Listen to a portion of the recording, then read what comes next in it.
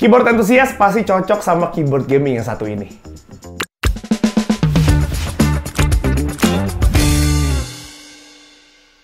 Kalau keyboard gaming yang mechanical mah udah biasa. Tapi keyboard gaming ini tuh udah bisa full customize. Plus lagi mereka juga udah menggunakan gasket mount. Tapi untuk keyboard nantilah, di akhir gua akan bahas. Nah, jadi kemarin tuh si Asus ini tuh kirimin gua 3 produk terbarunya mereka. Yang pertama ada mouse yang super duper enteng, plus lagi latensinya tipis banget ya. Ini bahkan hampir 0 latensinya. Terus mereka kirimin juga di sini ada mousepad yang menurut gue sih ini gede banget ya mousepadnya. Kita akan langsung bahas satu-satu. Yang pertama dari segi mouse-nya dulu. Ini pertama kali gue cobain mouse yang memang dikhususkan untuk e-sport gamers. Serius coy, ini enak. Terus ya tadi gue bilang ya, entengnya itu gila. Ada di 54 gram. Gue sempet cari juga nih beberapa mouse-mouse yang enteng tuh berapa sih beratnya. Gue sih selama ini ngeliat ada di sekitar 60 graman gitu ya. Nah, gue juga suka sama body dari mouse ini. Karena mouse ini tuh bodinya tuh cukup gede, pas sama tangan gue juga yang cukup besar. Jadi waktu gue grip itu enak. Ditambah lagi yang bikin enak juga adalah di bagian samping nih. Kalau misalnya kalian lihat, itu tuh kayak ada garis-garis gitu, aksen-aksen itu. Nah, waktu gue pegang mouse ini tuh jadi lebih mantep aja gitu rasanya. Pastinya di mouse ini juga ada function key. Kalau ini sih normal ya, seperti mouse pada umumnya. Dan untuk function key-nya ini kita bisa atur lewat software Armoury Crate.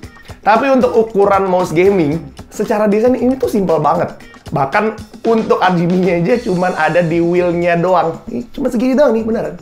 Awalnya sih gue pikir logonya tuh bakal nyala, tapi ternyata tidak. Untuk RGB-nya kita juga bisa ganti-ganti lewat software Armoury Crate. Dan kalau memang kalian nggak terlalu suka dengan model yang simple ini, ya mereka juga siapin stiker nih ya.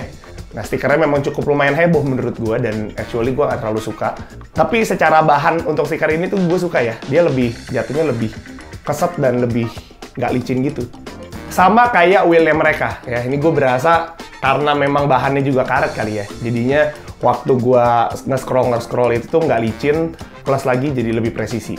Untuk nge-konekin mouse ini, kita punya 3 pilihan. Yang pertama, pilihannya menggunakan Bluetooth. Dan yang tadi gue bilang, ini tuh latensinya bener-bener tipis. Bahkan, gue bisa katakan, ini bisa lebih tipis daripada lu pakai dongle. Oke, yang kedua pasti bisa pakai dongle ya. Dan dongle ini tempat lokasinya di sini ya, biar kalian kagak cari-cari. Dan yang terakhir bisa pakai kabel sekalian buat kalian ngecasnya. Tapi tenang aja, kalian nggak perlu sering-sering ngecas. Karena Asus ngeklaim mouse ini tuh bisa kuat sampai 90 jam. DPI-nya mereka udah sampai 36.000. Cuman menurut gua rada kurang nyaman waktu gua ganti DPI-nya. Karena waktu lu ganti DPI, lu harus balikin mouse lu. Dan lu pencet, terus cobain lagi. Terus balikin, pencet, dan cobain lagi. Kalau biasanya kan ada di atas wheel-nya, jadi waktu pencet dan sekalian cobain juga gitu. Tapi buat gua, it's not a big deal sih. Untuk produk ROG kali ini tuh ada yang beda. Karena mereka juga lagi kolaborasi sama Aimlab. Nah, buat kalian yang suka main game FPS, tapi kalian masih merasa noob mainnya, software ini bisa membantu kalian. Di sini ada training khusus ROG di Aimlab untuk pengguna mouse harp. Dan untuk jenis latihannya banyak banget yang bisa kalian pilih di sini. Dan yang menarik, mereka di sini juga punya yang namanya Aimlab Setting Optimizer. Di settingan ini kita bisa nganalisa, plus juga kita bisa setting sebegitu detail. Dan untuk profil, kita bisa save untuk mouse-nya. Kalian nggak perlu takut rusak sama mouse ini karena ya even rusak pun mereka udah kasih garansi selama 1 tahun, dan mereka juga udah tes durability. Kliknya itu sampai 70 juta kali. Selain mouse, pastinya mousepad ini juga ngebantu banget. Mousepad yang gue pakai di sini dari ROG Hone Ace. Ya, tadi gue bilang ya ukurannya itu lumayan gede, jadi perlu diperkirakan juga nih sama meja kalian ya. Dan yang menarik dari mousepad ini karena di sini ada rulernya. Jadi waktu kita slide mouse-nya, bisa keukur geser berapa sentimeter nih untuk masal memori waktu main. Ukurannya itu ada di 504 x 420 mm. Bahan rubbernya juga menurut gua halus banget di sini, jadi untuk movement bisa bikin pergerakannya itu jadi lebih smooth. Dan mousepad ini juga udah aman untuk kena air, kena debu, bahkan kena minyak. Dan pastinya kita juga bisa konekin di software Aimlab. Oke, kalian siap? Inilah yang kalian tunggu-tunggu. Setelah ini kita akan bahas soal keyboard terbarunya mereka, yaitu adalah ROG Azoth. Menurut gue di keyboard ini banyak banget kejutan dari ROG. Secara looks yang paling menarik perhatian gue pertama kali pastinya dari screen-nya mereka nih. Ya, ada animasinya. Sebenarnya ini bukan sesuatu yang baru sih buat ROG. tapi tetap menarik gitu. Untuk animasinya ini kita bisa ganti-ganti lewat Armoury Crate. Mereka udah ada beberapa animasi bawaannya, plus juga kita bisa upload sendiri atau bahkan kita bisa tulis-tulis sendiri. Fontnya juga kita bisa ganti-ganti kok. Dan yang menarik lagi di sini kan mereka punya knob. Knobnya ini tuh multifungsi banget.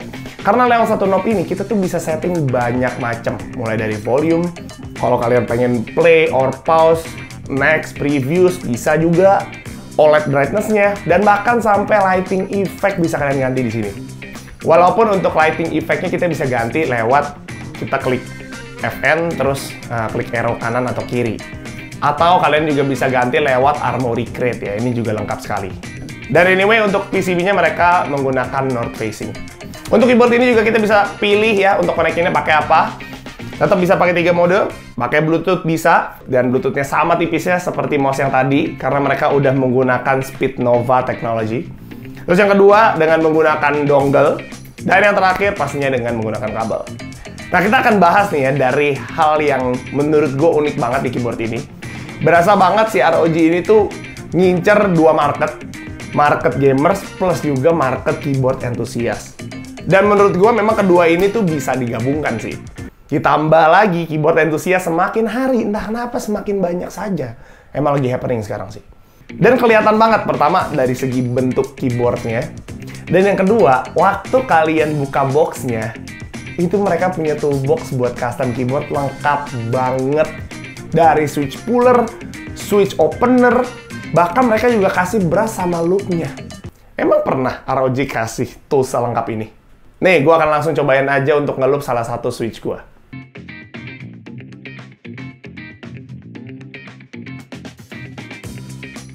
Untuk ukuran keyboardnya di sini ada di 75% dan mereka juga tadi gue udah sempet mention mereka udah menggunakan gasket mount. Jadi feel ngetiknya itu jadi lebih berasa bouncy gitu. Dan untuk ukuran ini cukup ideal buat gue pribadi. Walaupun memang secara beratnya lumayan juga karena di bagian atasnya mereka pakai bahan aluminium, tapi di bagian bawahnya mereka tetap menggunakan bahan plastik. Untuk switch bawaannya mereka menggunakan NX Red Switch. Dan ini dia suaranya.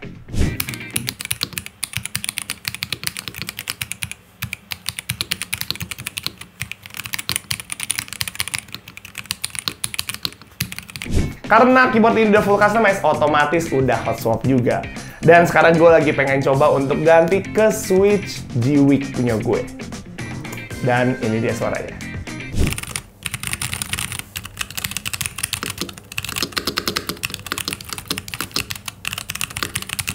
Gimana? Lebih enak yang mana? Tulis di kolom komen. Enaknya lagi karena di keyboard ini juga kita bisa atur ketinggiannya biar ngetik jadi lebih nyaman. Kalau gue sih biasa pakai level yang paling tinggi ya. Entah, ya gue nyamannya di situ aja. Dan itu tadi untuk 3 produknya sudah selesai gue bahas. Tenang aja untuk keyboard dan mouse mereka udah kasih garansi selama 1 tahun. Asalkan kartu garansinya jangan hilang aja ya Pak. Tapi perlu bersabar karena ketiga produk ini tuh masih coming soon. Cuman gue nggak akan meninggalkan kalian dengan rasa penasaran karena harganya bakal gue mention sekarang. Untuk harga keyboardnya itu ada di sekitar 3,5 jutaan. Untuk harga mouse-nya ada di sekitar 1,5 jutaan. Dan untuk mousepad-nya ada di under 500.000. Kalau nanti produknya udah launch, semua linknya gue akan taruh di description gue. Like video ini kalau memang kalian suka konten gue. Dan di-share juga ke teman kalian yang mungkin tertarik dengan ketiga produk ini. Jangan lupa subscribe buat tungguin konten-konten berikutnya. Sekian dari gue, bye-bye.